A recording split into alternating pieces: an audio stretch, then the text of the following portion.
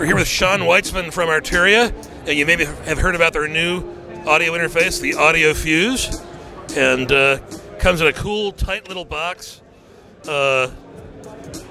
Different colors, I'm imagining, but that little green stripe on the bottom. Yeah, there's actually 3 different color settings. There's 3 different models. There's a silver unit, there's a gray unit, and a black unit. They have different trims, but all the features are the same on the 3 models. And so let's run down the I/O and the specs. Yeah. Actually, there are 3 keywords for the AudioFuse. There's the quality is first. That's what we started with, is the quality of the converters and the preamps, and I'll get down to that in a minute. There's the connectivity, and there's the workflow. That's the 3 aspects that we looked at when we decided to do an audio interface. Why do we have to do an audio interface? So first we started with the quality. We looked at all the A2D converters available on the market and what other manufacturers are using, and we found actually there was a component that was available. There was a premium quality, there was a higher quality than what everyone was using. It's called an AKM premium A2D converter. So we started with that.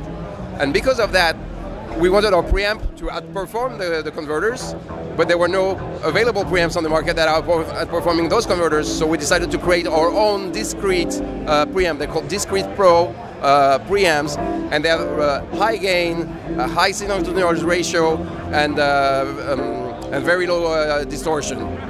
So that's the first thing, is those Discrete Pro.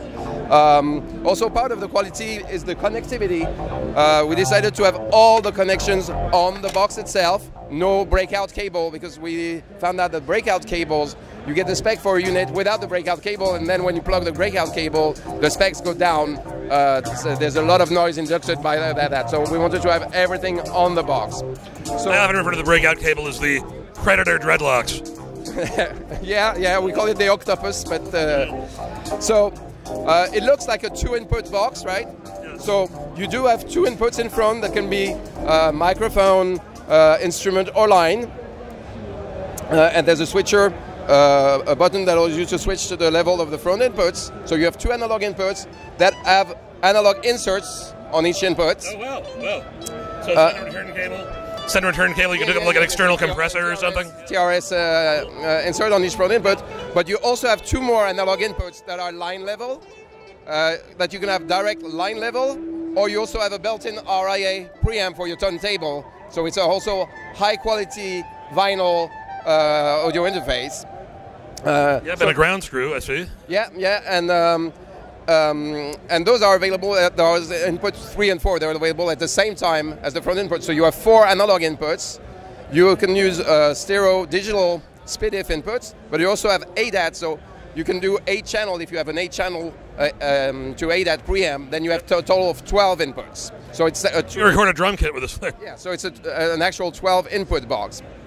As far as the outputs, something quite unique on something of this format is you have 2 sets of speaker outs, speaker A and speaker B, with a dedicated speaker switcher button. Wow.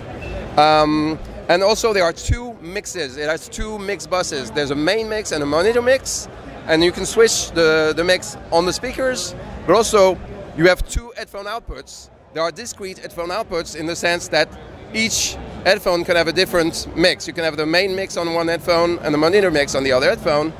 And what happens when you have a main mix and a monitor mix? Well, you also have a talkback function with a talkback mic built in, so you can talk back to the monitor mix. Also, the workflow, really important. Not a one knob approach. You have 1 button, 1 knob per function. So you have your main volume, you have input 1, input 2 volume, you have headphone 1, headphone 2 volume. Headphones have both 1/8 inch and 1/4 inch, so if you lost your adapter, you don't have a problem there. So you're not constantly, I mean, the 1 knob approach is cool from a design perspective, but I've used them, and one of the disadvantages is that you're constantly jockeying between functions for that 1 knob. Exactly. So that's why not only we have knobs for each volume, but we have buttons for each function. So there's the mono switch for each headphone, the mono switch for the main, there's the dim, the mute for the main. For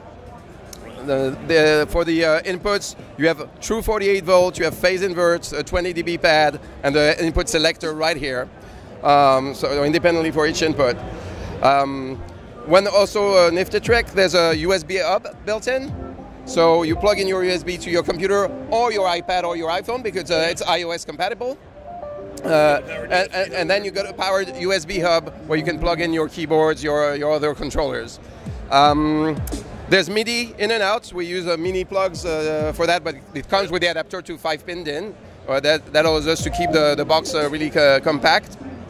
And yeah, I think that's about it. I think I went. Oh no, sorry, I forgot one important feature. It is USB, not Thunderbolt, but we are able to get Thunderbolt latency specs out of USB 2, but platform independent. It can be Mac or PC, and we actually can get the latency down to as low as 3 milliseconds round trip through USB 2. Wow. So that's really, really low. But you still have the option for direct monitoring when you're recording if you want to have your direct sound. But with 3 milliseconds, you can pretty much do it, through the monitoring. Very cool. And how much and when can we have it? Map will be $549, and they will be shipping in Q2. Fabulous. Well, we can't wait to get our hands on one for review. And we will be. Oh yeah, I'll be emailing Natalie about it. And so Sean Weitzman from Arturia, thank you very much. This is the AudioFuse, Arturia's first audio interface foray. But it looks to pack a great specs and a whole lot of real-time control into a really small box. Thanks again.